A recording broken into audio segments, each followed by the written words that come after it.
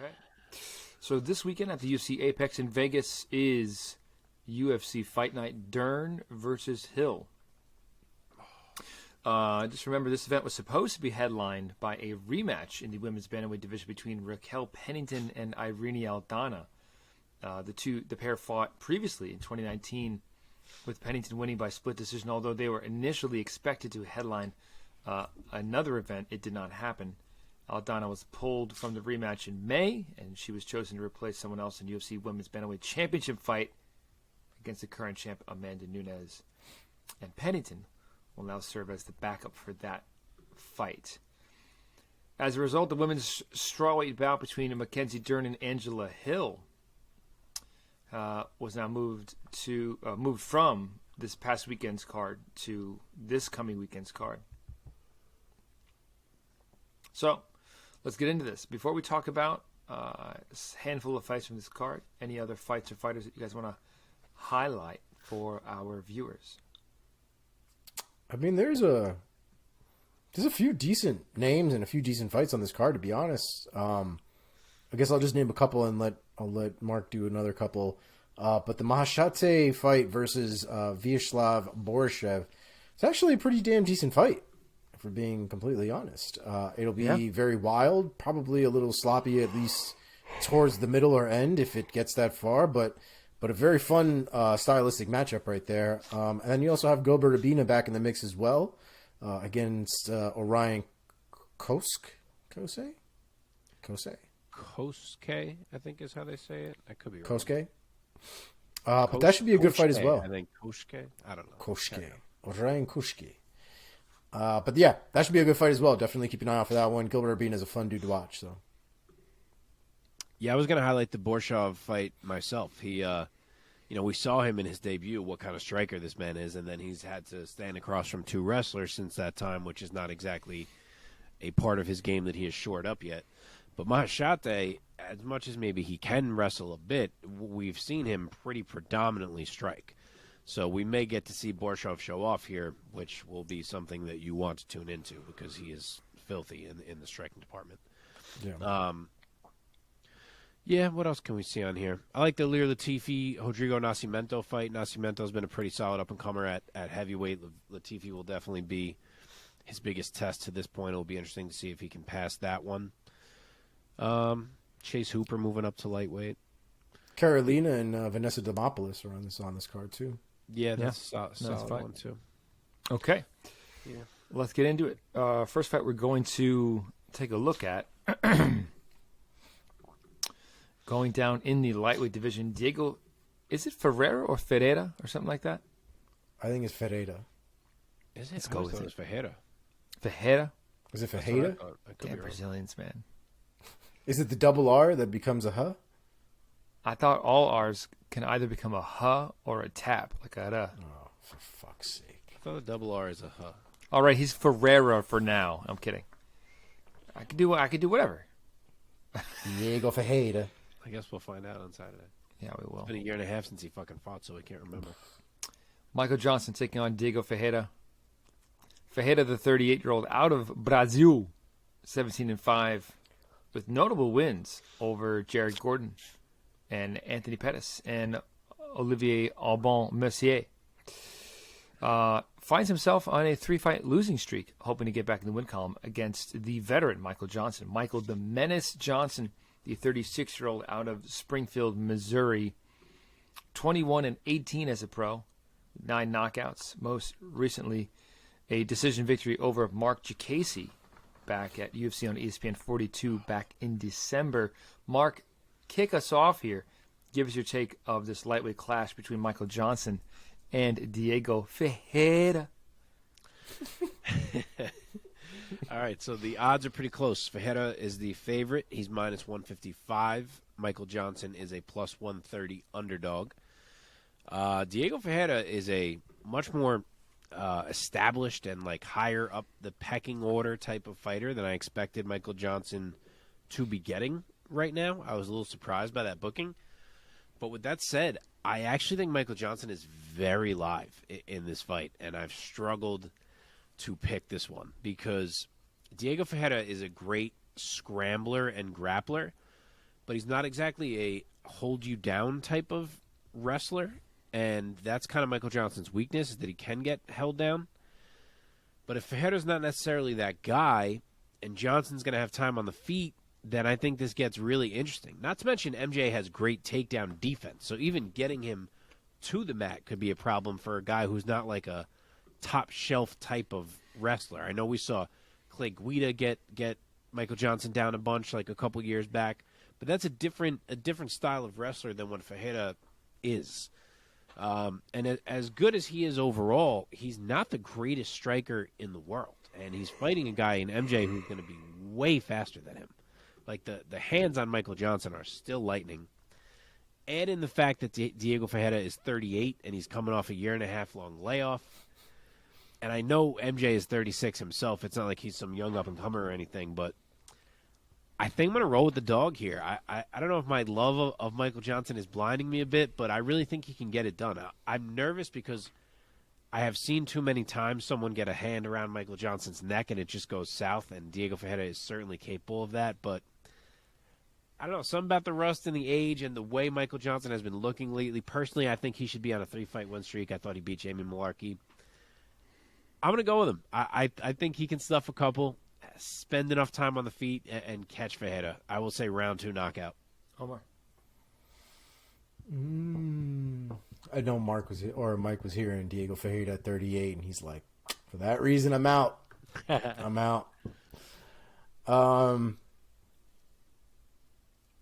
This is a rough one, man, because you make a lot of good points, but I have a real issue relying on Michael Johnson to keep his shit together for an entire fight. You know what I mean? Yeah. And I know that he won his last fight. You make a point with the Malarkey fight, and he won his fight before that, I think, via knockout. But Michael Johnson, his current record right now is 21-18. Like, he's basically a 50-50 fighter, right? We've seen his performances, and when shit gets rough for him, I don't want to say he quits, but like, he doesn't fight through. And those are moments that, for me, like, this fight to me is a little too close for me to rely on Michael Johnson keeping his shit together, because when he's on, he's on. But the moment he gets messed up, he has a hard time recovering. When he falls off the horse, he kicks that horse and lets that bitch run away. And so I really think that, Ferreira might have a rough round 1, and I really think it's going to be a rough round 1 for him. But I do think he comes back in round 2. And if it goes to round 3, I give Michael Johnson probably the least amount of shot there. So I'm going to go with Ferreira by submission, round 2. Yeah, I'm also going to go with Ferreira because the biggest skill discrepancy to me is that of submission ability and ground skills. Michael Johnson has lost by submission 9 times in his MMA career. Yeah, 9 times. And Ferreira is something of a jiu-jitsu guy, so I'm going to go with jiu-jitsu. I wish I was Brazilian, man. They're the coolest. They're the coolest, man. I'll go with Ferreira by submission, and I'll say round 2. We all said round 2. Oh, baby. Interestingly enough, different results.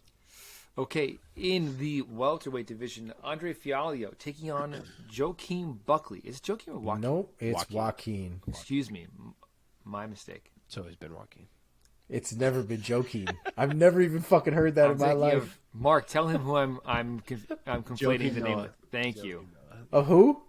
Sports. Joaquin Noah, Sports. former- It's sports. Is it a sports? Yes, It's a sports. Yeah. Joaquin Buckley. Andre Fialho. Fialho, the 29-year-old out of Lisbon, Portugal.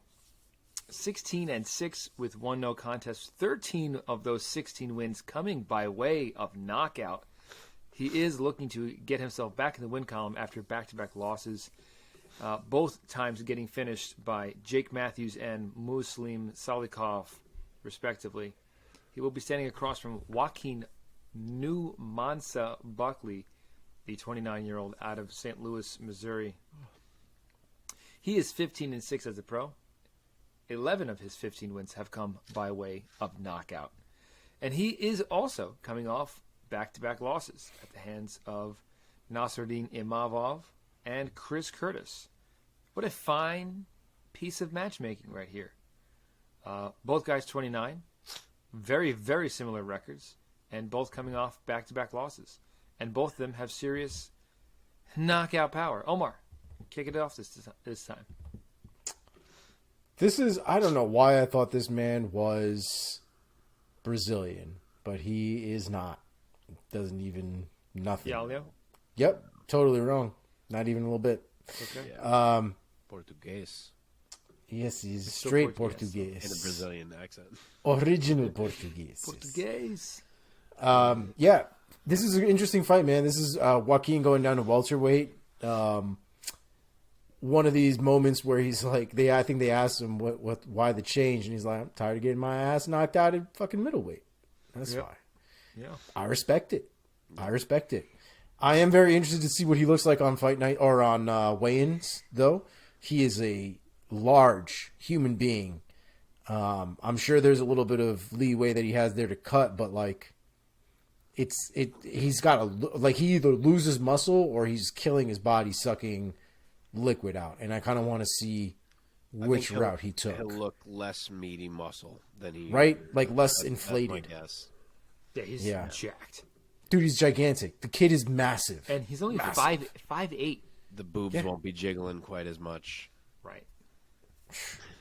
But Fialho is a problem, dude. Like he's not an easy fight at all. He's on a little bit of a rough tear, but he's not an easy fight by any stretch of the imagination. Joaquin is also on the same little bit of a streak as well.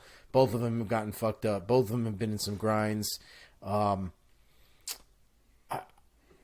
I want to say that Buckley is a more dynamic striker, and I also think he should have enough acumen to be able to keep it from getting to the ground, at least on a consistent basis.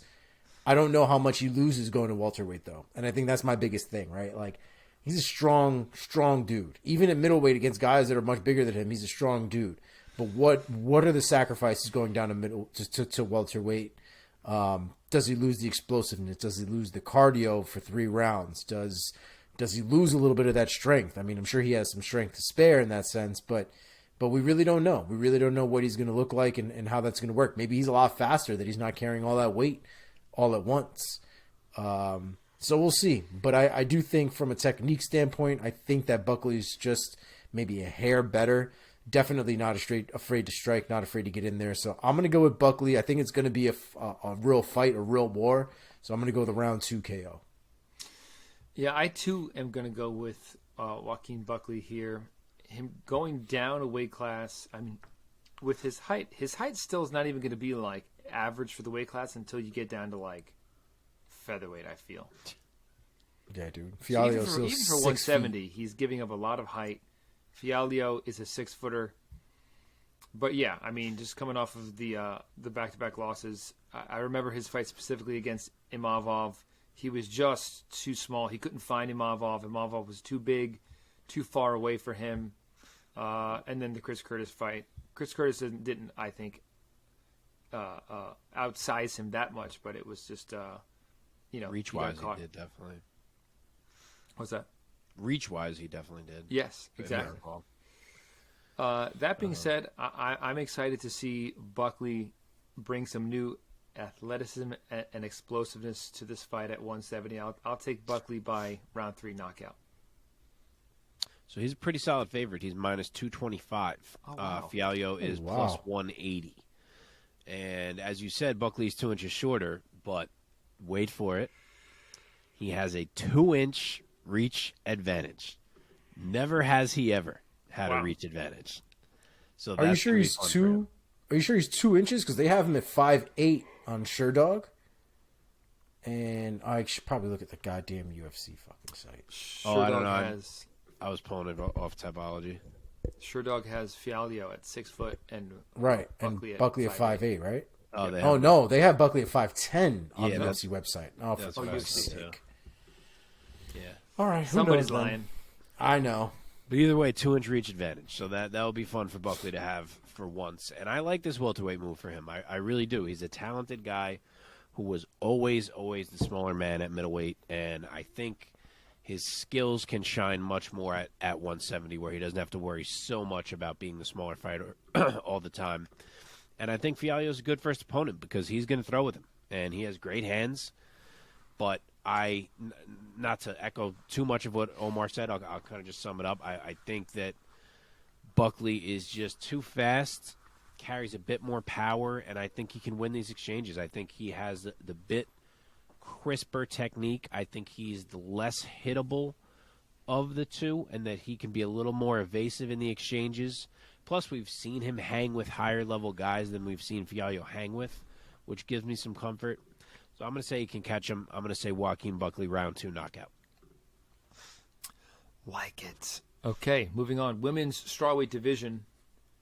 Emily Ducote taking on Lupita Godinez. Ducote Gordinha, the 29-year-old fighting out of Oklahoma City, Oklahoma. She's 12-7 as a pro. 3 knockouts, 4 subs, 5 submissions. She has never been knocked out. She has been submitted, though. She is coming off of a loss against one of the co-headliners of this event, Angela Hill, back in December. That snapped a 4-fight win streak for her coming out of Invicta into the UFC. She will be standing across from Lupita Lupi Godinez, the 29-year-old out of Mexico. She is 9-3 thus far as a professional, with 1 knockout on her record, 1 sub, and 7 wins by decision. She's coming off of a split decision win over Cynthia Calvillo. Omar, why don't you start us off this time? Give us your take and your pick of Ducote versus Godinez. You know, I really like Ducote. I think she got out-volumed and outworked by Angela Hill, and to be frank, that stuff can kind of happen. Angela Hill, especially on a good day, will kind of be able to outpace just about anybody in that division. So I don't take too much away from her from that.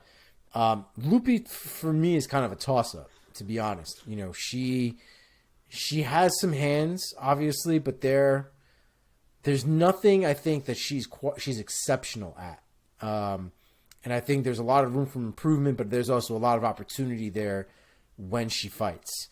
I think Ducote is I think she's going to be better. I think she's an overall better fighter.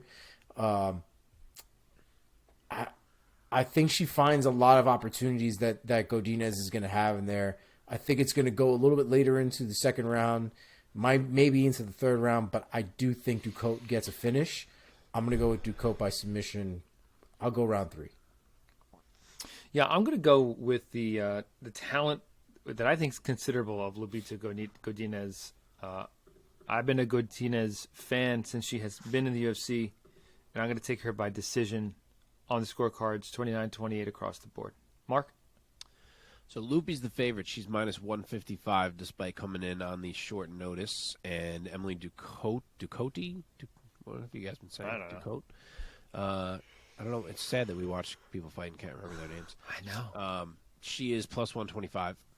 She has a 2-inch reach advantage, and I'm sure she's going to try to use it because the feet is definitely where her advantage lies. She's a pretty dangerous striker. And I was pretty torn here picking this because I want to go Lupi, but as good as she looks in certain fights, she's also very up and down in her performances. She'll have one where she looks dominant, and then another where you're like, not exactly sure what she's trying to do here. But as much as I think this is a coin toss that could absolutely go in any direction, I'm going to say that Lupi's pressure wins her this fight in the end. I think she's going to try to be all over Ducote, pressure, high pace, clinch work, takedowns if they come. I think she just prevents Emily from getting in any rhythm and kind of mucks the fight up just enough to get her hand raised. So I will say Lupi, 29-28 UD. Okay, co-main event in the middleweight division. Edmen Shahbazyan taking on Anthony Fluffy Hernandez. Shahbazyan, the 25-year-old fighting out of Los Angeles, California. He is 12-3 as a pro with 10 knockouts on his record, coming off of a TKO victory over Dalcha Lungiambula back in December. He will be standing across from the rising Anthony Fluffy Hernandez, the 29-year-old out of California. He is 10-2 with 1 no contest, 7 wins coming by way of submission, and he has been on a tear, riding a 3-fight win streak coming into this weekend. Those 3 fights being against Rodolfo Vieira, Josh Fremd, and Marc-Andre Barrio back in September, most recently. I'll start us off here. Like I said, Anthony Hernandez has been on a tear. I loved what we've been seeing from him, especially of late. He looks like he has truly unlocked another level. And I will take Anthony Hernandez by submission in round number 2. Who would like to go? I'll go. Omar's been going first all the times. Hernandez is the favorite, even wider than I expected. He is minus 220. Edmen Shahbazyan is plus 175 as the underdog. 2 inches of height on the Edmen side, but 1 inch of reach for Fluffy. And we are Team Fluffy over here. I love this guy. I like this matchup. Both guys have shown a lot of skills. The winner will certainly take a nice step forward here. But I do not think this is going to be a fun night for Edmen Shahbazyan. I really don't. He's a guy who has struggled some with pressure and with being out-grappled. Enter Anthony Hernandez. That is what he does. Like, yes, he's going to have to be careful. It's definitely his highest level opponent thus far. Edmen is a nasty striker, especially early. So he'll have to maybe walk a little tightrope in round 1.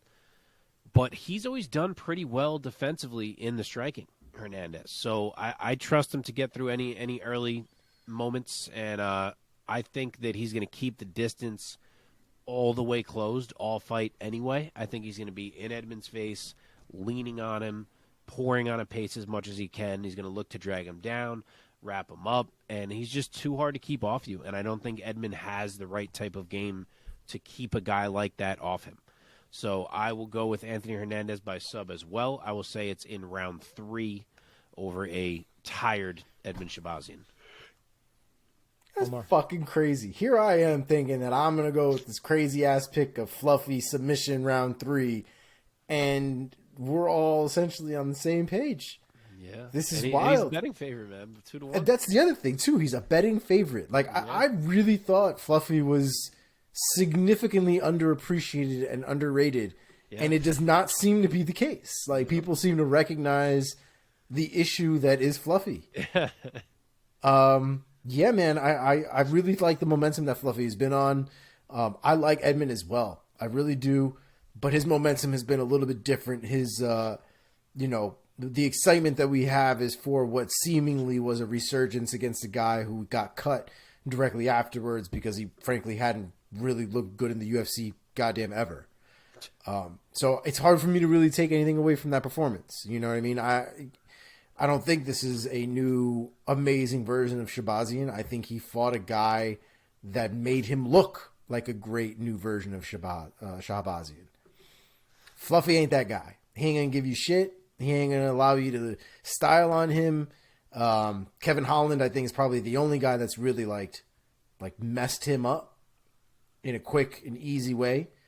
And people get caught, and that's a reality. And could he get caught in this fight? Absolutely. But I think Fluffy at this point is going to be the more dialed-in fighter. I think the more comfortable fighter. And I think he's just a little bit more well-rounded as well. You know, Shahbazyan is primarily a stand-up guy, and I think Fluffy can hang enough up top that if it goes down to the ground, if he wants it to go down to the ground, he's going to make it happen. But like Mark said, I trust Fluffy's cardio more and his resilience more. The longer this fight goes on, the worse I think it becomes for Shahbazyan. So I am going to go with Fluffy, round 3, submission. This will be the first submission loss of Shahbazyan's career. Okay. Main event time, gentlemen. Consequential fight in the women's strawweight division. Mackenzie Dern taking on Angela Overkill Hill. Mackenzie Dern, the 30-year-old, fighting out of Phoenix, Arizona. She is 12-3 as a pro. 7 submissions on her record, coming off of a very close majority decision loss against Zhao Nanyan back in October. She will be standing across from Angela Overkill Hill, the 38-year-old out of San Diego, California. 15-12 as a pro with 5 knockouts on her record. coming in with back-to-back victories into this weekend over Lupita Godinez and Emily Ducote. All right, I will go first. This is a tricky fight to pick. Obviously, very different style matchups. I'm going to have to go with the rising Mackenzie Dern. Watching some interviews lately, she's going through a lot of stuff personally. Unfortunately, she's going through a divorce, which sucks because she has a kid.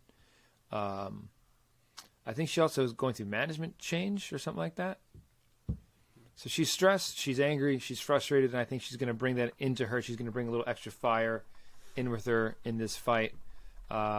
And she's going to do what she has to do to get this fight to the ground where she has the advantage over a girl who's been one of my favorite fighters on the female side especially. It's been no secret on this show, Angela Hill. But I'm going to take Mackenzie Dern is going to show out over my girl Angela Hill. She's going to show out, and I'm going to say she's going to get round 2 submission. Who wants it? I will take it. I will go. I love Angela Hill. I'm generally Team Hill. I love her entrances. I love her weigh-ins. I love her character. I love everything about her. I can't pick her here. I just can't. Like, a lot of the times I rely on my emotions and things like that, and I, like, most of the time get screwed. See my record for this year for verification. And the reality is Mackenzie Dern, her striking continues to improve. And Angela Hill has the type of style that it is difficult for me to imagine that she is going to finish somebody. And for me, if you're not finishing Mackenzie Dern, then you're spending the rest of the fight trying to keep Mackenzie Dern off of you. Because Mackenzie Dern knows that she can finish you if she gets her hands on you. And unlike a Ronda Rousey, Mackenzie Dern has decent enough hands that she's able to protect herself, and she's also able to sting people. Definitely has some head movement. You could see the, in my opinion, the exponential growth in her striking even over the last few years, having now worked with Perillo as long, and I can only imagine she's getting better. We saw somebody done put the beats on her face, and now her nose is all kinds of swollen going into this fight. But Angela Hill is a volume fighter, and she might pepper her quite a bit, especially in the first round. But God help her if Mackenzie Dern even tries to pull guard in this fight. You know what I mean? Grab a couple wrists, pull guard, maybe go for some kind of outside trip takedown. But if it gets down to the ground, Angela Hill is well versed on the ground, right? She's fought Virna Jandiroba, she did not get submitted. She fought Amanda Lemos, didn't get submitted. She fought Michelle Waterson Gomez, didn't get submitted. The last time she got submitted was by Randa Marcos, and God only knows where Randa Marcos is at this point. So Angela Hill has definitely improved her ground game, but I would have to imagine at this point that when it comes to what they have to offer, Dern's ground game has got to be a level above at this point. So I got to go with Dern. I think she gets it done. I'm going to go with Dern by a finish. Second round submission. So I'm in a very similar boat, where as much as I want to consider Angela Hill in this matchup, I'm just having a hard time considering anything other than a Mackenzie Dern W. And for that reason, I'm surprised that the odds are as tight as they are. It's Mackenzie Dern is minus 180. Angela Hill is plus 145, which certainly implies the bookies think she has a solid shot here. I don't know. I don't see the way in which Angela Hill wins this fight. I fully believe there will be moments for her in the striking where we're like, oh, fuck, look, Angie clipped her a little bit. But I think there's just going to be a lot more moments where Mackenzie Dern is on top of her or on her back or hanging on a limb or whatever it may be. And as you said, Hill has always done well to defend subs. But even if she can do that, I think there's just going to be too much grappling control for any decision to go Angela's way. And I'm actually going to say the same as you guys, that she does get tapped here. I think that Mackenzie Dern is going to have a bad taste in her mouth from being unable to finish Zhao Nanyan, from seeing the heights she has reached now in this division, knowing that could have been her. I think she's really going to take some risks in the grappling, push it, hunting for subs, and I think she finds one. I'm going to say, I'll call out a specific sub, actually. I will say Mackenzie Dern armbar, round 3. Ooh. A matter of fact, you know what? I will see your armbar, and I will raise you flying armbar. Wow. Wow, Jesus. Mike, somersaulting armbar, would you like to go with? I'll go with an armbar. That's is what I would picture in my head. Wow.